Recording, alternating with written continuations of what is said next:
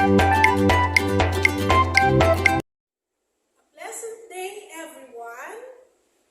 I'm Professor Aguinaldo, Clinical Instructor from Emilio Aguinaldo College, School of Nursing, Manila. I'm here to show you how to administer oxygen to a pediatric patient. Gather and assemble equipment. So we have here materials for vital signs taking and materials, equipment for oxygenation. As follows: oxygen gauge with flow meter and humidifier, oxygen cannula,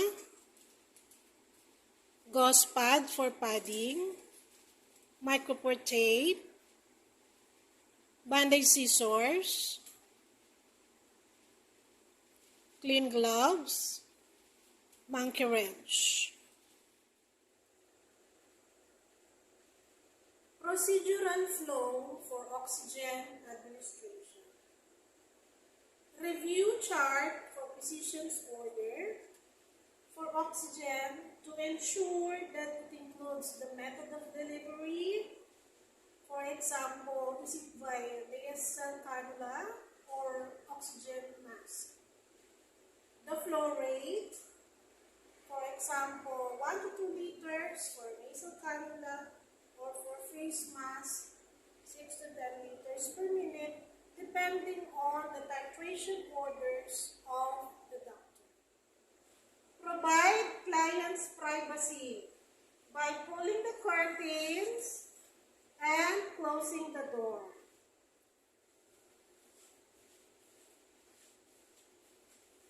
Good morning, ma'am.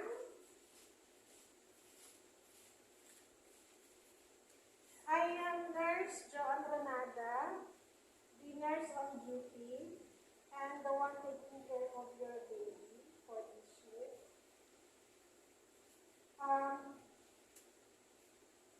Can you please state the name of the baby? Baby Goyles. The birthday of the baby, ma'am. February 28, 2020. Thank you for the information. Ma'am, right now, I'm preparing for the materials for oxygenation. The doctor has ordered oxygen administration for your baby.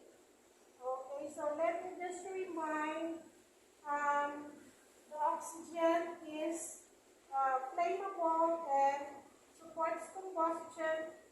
So please be reminded, do not use any electrical equipment, for example, a hair dryer or electric razor, okay? And smoking is not allowed while the baby is on oxygen therapy. Thank you, ma'am. So prior to oxygen therapy, we need to perform respiratory assessment on our pediatric patient.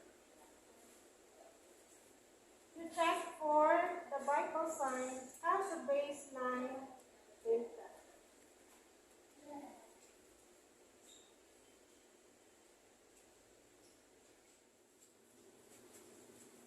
Prior to oxygen administration, we need to perform hand hygiene and observe, practice other infection control protocol.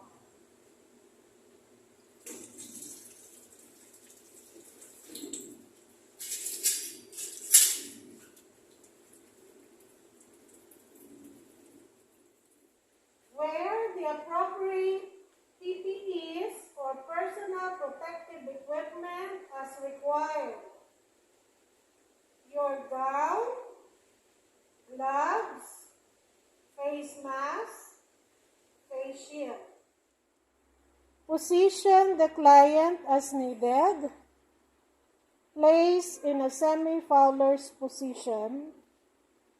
For smaller children, place the upper extremity higher than the lower extremity to help facilitate better lung expansion. To set up the oxygen, attach the auto gauge with flow meter to the oxygen tank.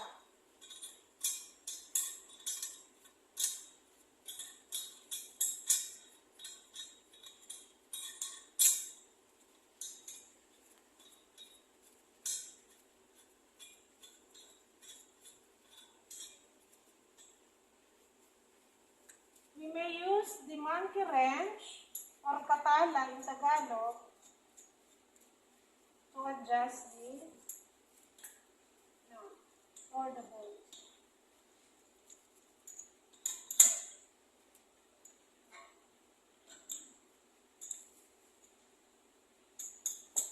Attach the humidifier bottle. Put some water, distilled water or tap water, okay, or as per hospital protocol. You can fill it up to the fill line. Okay, the purpose of the humidifier bottle is for us to be able to deliver humidified oxygen. So before you turn on the main valve, make sure that the flow meter is in an off position.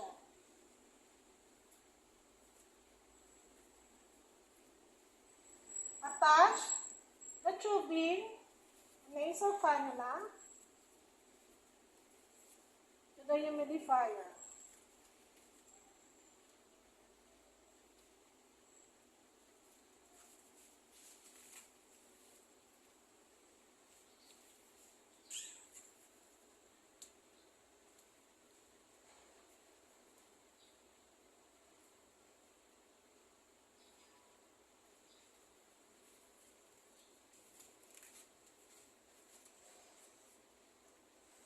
Turn on the main bulb. Look at the gauge. Check if there is still oxygen in it. And then, regulate the flow meter.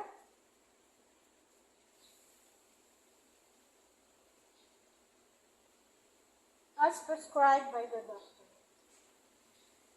Okay, try to feel for oxygen by placing the nasal cannula prongs or mask next to your skin. Try to feel for the airflow. You may now attach this to the patient. Attach the nasal cannula onto the pediatric patient or to the baby. Wrap tubing over and behind the ears. Tape it at the side of the face if necessary. Adjust plastic slide under the chin until cannula fits snugly. Pad the tubing and band over the ears and cheekbones as needed. Assess the child regularly for the following: the vital signs, level of anxiety, color and ease of respirations. Assess in 15 to 30 minutes depending on the child's condition regularly thereafter. Clinical signs of hypoxia, tachycardia, confusion, dizziness, cyanosis. Review arterial blood gas results if they are available. Incrustations and irritation of nares. Apply water-soluble lubricant as required to soothe the mucous membranes. In case of irritation of the ears from cannula strap, apply a gauze pad to help relieve discomfort. Adjust the flow meter according to the doctor's order. For example, 1 to 2 liters per minute. Inspect the tubing. Make sure water is not collecting in it. And then check if there are bubbles inside the humidifier signifying there is flowing oxygen. Check water level regularly. Hang the no smoking sign, an location that can be seen easily by others.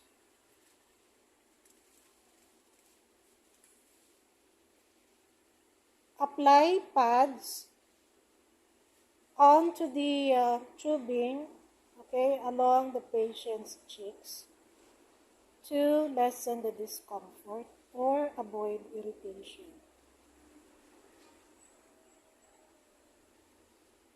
Perform aftercare. Dispose his supplies properly. Infectious materials such as gloves, gauze, goes into the yellow waste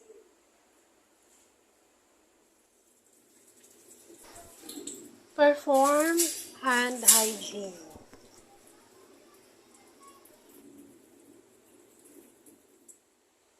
After you have started the oxygen therapy, you document for the following: your assessment prior and immediately following oxygen administration, including the oxygen saturation, respiratory rate, the effort, observe if the baby is having labored breathing, the skin color, if there is bluish discoloration of the skin or cyanosis, for the breath sounds, and check for the heart rate. You also need to take note for the type of oxygen delivery device you have used. For example, if it's a nasal cannula, or if it's a face mask, if you're using an oxygen hood, the FiO2, the flow rate, and the temperature every 4 hours. Perform a cardiorespiratory assessment every 4 hours, and take note of any changes in the skin condition due to the irritation that can be brought about by the nasal cannula tubing, the mask, elastic band, or the hood.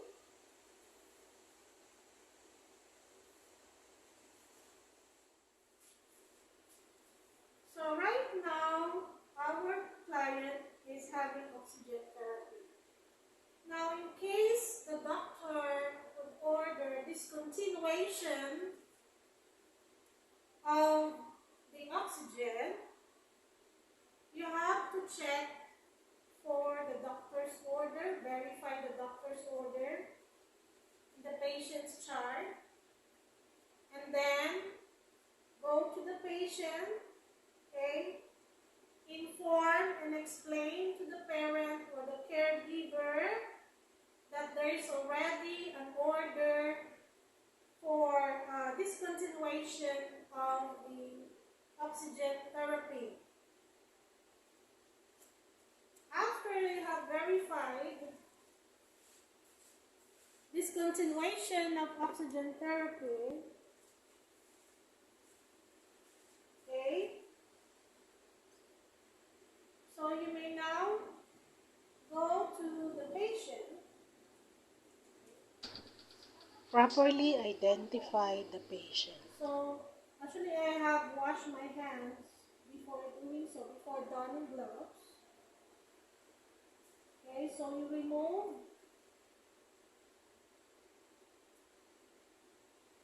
the oxygen delivery device. Turn off the flow meter. Then turn off the main bar.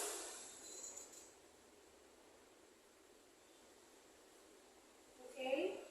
So you may wipe off any secretions in the patient's mouth or nose after removal of the oxygen delivery device. Okay, disconnect the tubing from the humidifier remove the humidifier bottle.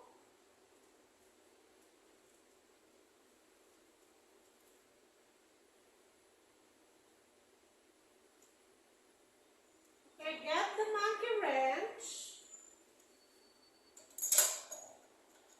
Then loosen up the bolt.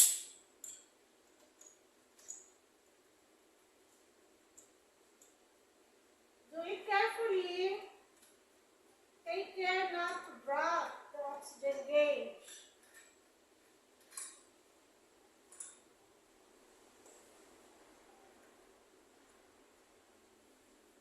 So after doing this, you do aftercare, dispose of the used supplies, then the tools and equipment, you can clean them up and disinfect and keep in the storage places for next use.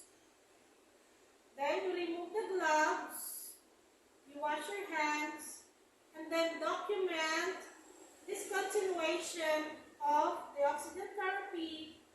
Take note of the time in the patient's chart.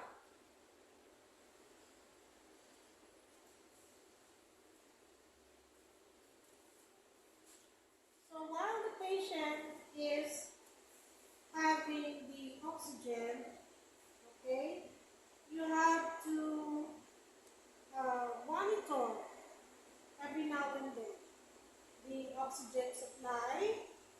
If there is still oxygen supply in the tank, you can check the gauge, the oxygen gauge. Then the tubing, okay. So therefore, you will be able to deliver oxygen accordingly to the needs of the patient. That will be all. Thank you for listening. I hope you learn a lot today. This has been Professor Joanne Donada, your clinical instructor for today.